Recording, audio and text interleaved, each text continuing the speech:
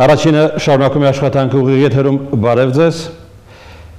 Նախորդ օրերի քաղաքացիական անհնազանդության քրոնիկոնը հուշում էր, որ ապրիլի 17-ը հեշտ օր չէր լինելու ոչ հանրահավաքի մասնակիցների, ոչ էլ իշխանության համար։ Չնայած այն հանգամանքին, որ ազգային ժողովի պատգամավորներին հաջողվեց աննկատ մտնել խորհրդարան։ Դա տեղի ունեցավ անաղմուկ, բայց ապրիլի 17-ը այդուհանդերձ բաժանվեց երկու իրականությունների՝ մեկը խորհրդարանից դուրս, մյուսը խորհրդարանից ներս։ Եվ եթե ազգային ժողովի այսօրվա նիստին չմասնակցեին ելք դաշինքի պատգամավորները, ինչը շատ հավանական էր, ապա կարելի է չկասկածել, որ խորհրդարանում Հայաստանի վարչապետ ընտրող պատգամավորները կամ կամարանքով կխոսեին ազգային ժողովից դուրս գտնվող իրականության մասին, կամ ընդհանրապես չէին խոսի։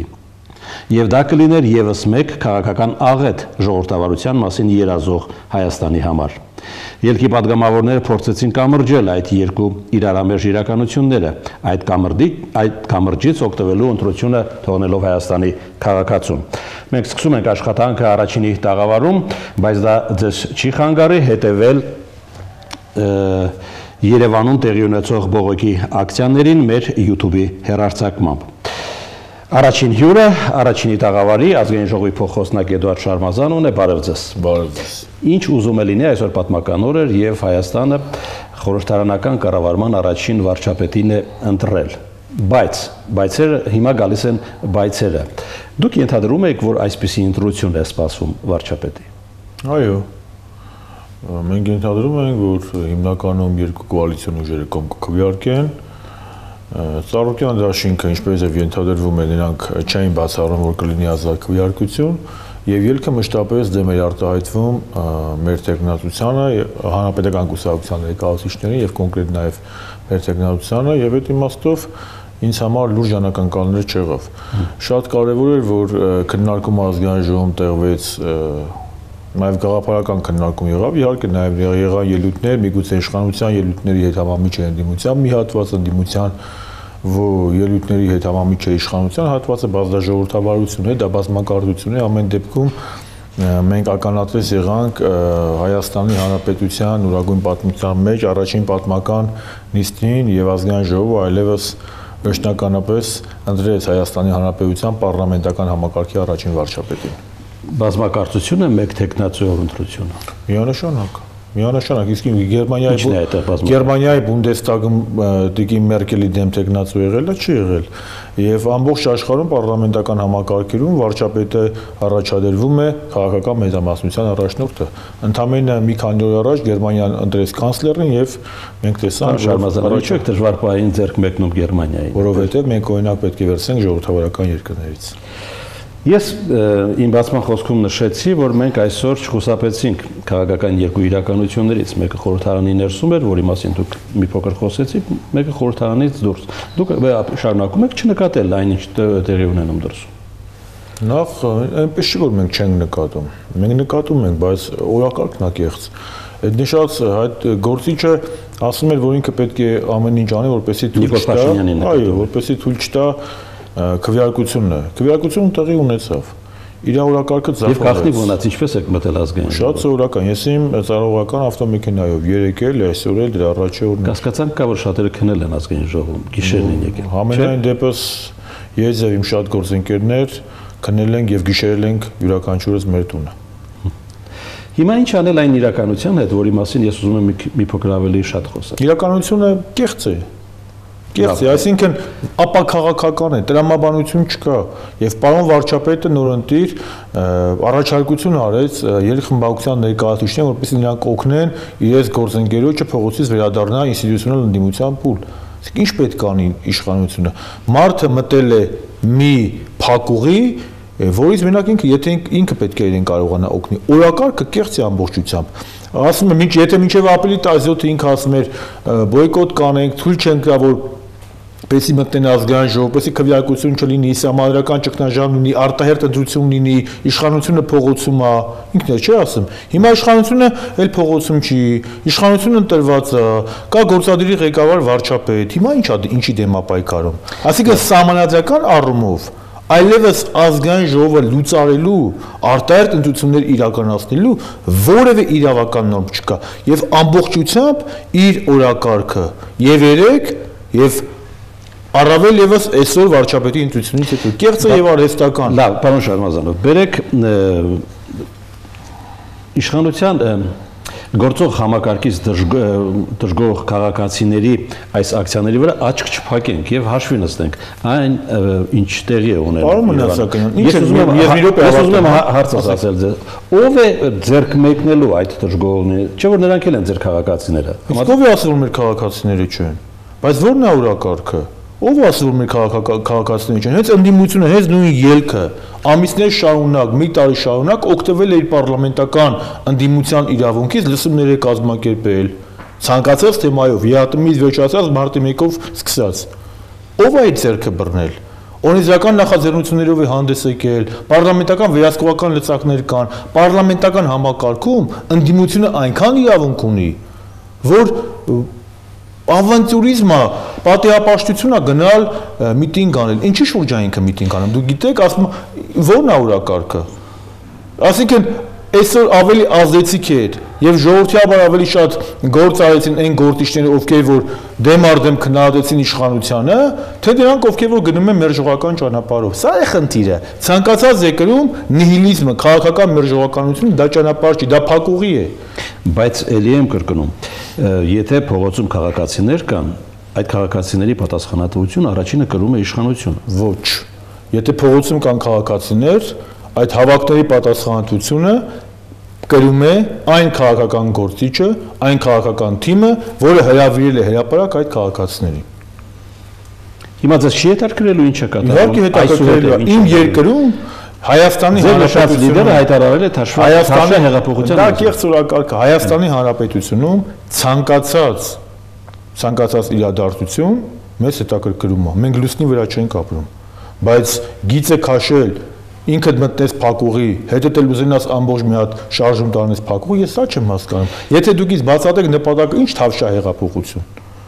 Ինչ թավշյա հեղափոխություն։ Իրա գործընկերները իրան չհավատացին։ Առանց կրակելու, առանց ոնց պետք է անել։ Ասեք, իրա ես հարց եմ տալիս, իր խմբակցության 5 անդամ չհավատացին այդ մարդու կոչին։ Ինչի մասին է խոսքը։ Իր գործընկերները, որի հետ նախընտրական ծրագիր են գրել, որի հետ խմբակցություն են կազմել, որոնք հենց իրեն ընտրել են խմբակցության ղեկավար, այդ մարդիկ չեն կիսում նրա պայքարի մեթոդները։ Սա է խնդիրը։ Այստեղ հանրապետականն ինչ անի։ Ինչի եվրոպական, ամերիկյան զարգացած երկրներում միտինգներ չեն լինում, բայց լինում է օրակարգ։ Եվ ասել կամ ամեն ինչ կամ ոչինչ եւ գնալ քաղաքական ավանտյուրայի, Միշտադարում 14-րդ դարում Հռոմում կար մի գործիչ, անունը Կոլա դե Ռիենցո էր։ Շատ տխուր ավարտ ունեցավ, ինքն էլ իր շարժումներ։ Ես չէի ուզենա, որ իմ հարգարժան գործընկերը քաղաքական պատեհապաշտության ճանապարհով գնա եւ ինքն էլ մեր քաղաքացիներին էլ տանի դեպի հիասթափություն։ Իշխանությունը այնքան մեխանիզմներ է սերտել օրենսդրական, որ ընդդիմությունը կարող է ցանկացած հարց բարձրացնել։ Եվ չկա մի հարց Հայաստանի Հանրապետությունում, որտեղ քաղաքական իշխանությունը պատրաստ չի լսել։ Եվ այդ նույն այդ գործիչը այս մի տարվա ընթացքում շատ մեծ հաջողությամբ օգտվել է ինստիտուցիոնալ ընդդիմության իր այդ իրավունքից։ Այդ ինչ պատահեց հիմա։ Ինքը ասում էր, մենք պետք է այնպես անենք, որ վարչապետը չընտրվի։ Ախպետ ջան, չի ստացվել։ Ընտրվել է վարչապետը։ Հիմա ինչ ենք անում։ Պատահեց այն, որ այդ падգամավորը որոշեց արձագանքել խորհրդարանից դուրս տեղի ունեցող տրամադրություններին, խորհրդարանից դուրս ձևավորվող տրամադրություններին։ Դա էլ է падգամավորի իրավունքը, ոչ է կարող ասել։ Ցանկացած երկրում իշխանությունն ու ընդդիմությունը ձևավորվում են ընտրությունների միջոցով։ Ցանկացած երկրում ամենաժողովրդավարականից սկսած կա հասարակության մի խումբ, որը դժգոհ է իշխանությունների վարած քաղաքականությունից, բայց դա չի նշանակում, որ ցանկացած ընդդիմադիր գործիչ երբ ուզի ժողովրդին առանց օրակարգի տանի փողոց ասի կամ ես կամ են կամ, տես չի լինում։ Մենք դա անցել ենք 20-րդ դարի մեթոդերով մենք պարլամենտական համակարգի չենք անցել նրա համար, որպեսզի որևէ գործիչ իր քաղաքական կապրիզի պատճառով ինքն էլ այդ շարժումն էլ այդ երիտասարդներ տանի փակուղի։ Խնդիրը սենց է, մենք լսելու պատրաստ ենք, բայց ո՞րն է իրա, ինչ ասում։ Դուք գիտեք պահանջը։ Դուք ելքի մյուս падգամավորների, ովքեր այսօր նիստին ներկա էին, այսօրվա դժգոհություններից որի հետ եք համաձայն, որ ինչ է։ որ Հայաստանում զարգացման տեմպերը բավարար չեն, որ Հայաստանում կա կոռուպցիա, որ Հայաստանում կա ներկայացրած պատկերը բնավ այդ մասը Գագիկ Մինասյանը ներկա իշխանության խնդիրն է, որպես իշխանություն ներկայացնի ձեռքբերումները, ընդդիմության խնդիրն է, որ նախ եւ առաջ ներկայացնի իր թերությունների իշխանության։ Եվ դրա համար մեր տեխնացուն եւ ասեն գործող վարչապետ Սերժ Սարգսյանը շատ հստակ նշեց, որ երկու ծայրահեղություններն էլ տեղ ունեին եւ ճշմարտությունը դրա մեջ տեղում էր։ Խնդիրը սրա մեջ է։ Մենք պատրաստ ենք լսելու։ Պարզապես դուք որ ասում եք, այսօր օրակարգը արհեստական է։ Ես չեմ էլ հասկանում ինչ են ուզում այդ մարդիկ։ Դե պետք է լսեք, խոսեք, փորձեք հասկանալ։ Մի տարյալ լսում եք։ Իրա գործընկերներն իրան չեն հասկանում։ Պարոն Մնացականյան, ես ինչը հասկանամ։ Մի հատ իսկ կարող հասնեմ նորմալ բոլոր ժողովրդավարական երկրներում իշխանությունն ու ընդդիմությունը ձևավորվում է ընտրությունների միջոցով։ Այդ հիմա մենք քննարկել ենք դա։ Ասում եմ, ընդդիմությունը ունի իրավունքներ, լուրջ իրավունքներ պարլամենտ ինստիտուցիոնալ, որը կարող է իրականացնել եւ 1 տարի շարունակ նրանք դրանից օգտվել են։ Հիմա առավել եւս պարլամենտական համակարգի ասման ժամանակ նրանք իրավունք ունեն ցանկացած նախարարի վերահսկողության ենթարկեն, հաշվետվության հրավիրեն, նույնիսկ վարչապետի վստահության խնդիր դնեն։ Ինչի մասին է խոսքը։ Եթե դա կարելի է անել պարլամենտում պարլամենտական լսումների միջոցով, հարցպատասխանի միջոցով, քննարկումների միջոցով, այդ նույն բանը։ Նույն ձևելի ձեր առաջին ուղիղ եթե տալիս է գնալ փողոցում նստել հանուն ինչի ես սա չեմ հասկանում հասկանալի է լավ այսօրվա դրությամբ իշխանությունը ավարտել է իր պարտիան մնում է քաղաքացին հաշտվի այդ պարտիայի ելքի եւ արդյունքների հետ մի բան ես հստակ ասեմ որը ասել եմ իմ ելույթում այսօր ձևավորվեց ոչ թե իշխանություն այլ արձանագրվեց այն ինչ եղել է 1 տարի առաջ։ Սա ընդամենը այսօրվանից արձանագրեց։ Այսօր չէ որոշում ընդդիմություն եւ իշխանություն, եւ երբ որ մենք ասում ենք մեր հարգարժան գործընկերոջ օրակարգը կեղծ է, հենց դա ի նկատի ունենք։ Որովհետեւ պարզից էլ պարզ էր, որ քաղաքական մեծամասնության տեխնացուն պետք է անցնի։ Որովհետեւ մենք հաջողության ենք հասել ընտրություններում, եթե ընդդիմությունը ցանկանում է իր տեխնացուն անցնի, ինքը հետորվանից դադարում է լինել ընդդիմություն, ինքը դառնում է իշխանություն, որևէ երկրում ընդդիմությունը իշխանություն չի ձևավորում։ Հիմա Բարգավաճ Հայաստանը ձեր օգտին քվեարկել է ընդդիմությունը, թե իշխանությունը։ Բարգավաճ Հայաստանը ընդդիմություն է։ Այսինքն դեռ լարված օրեր են սպասվում։ Ես չեմ կարող ասել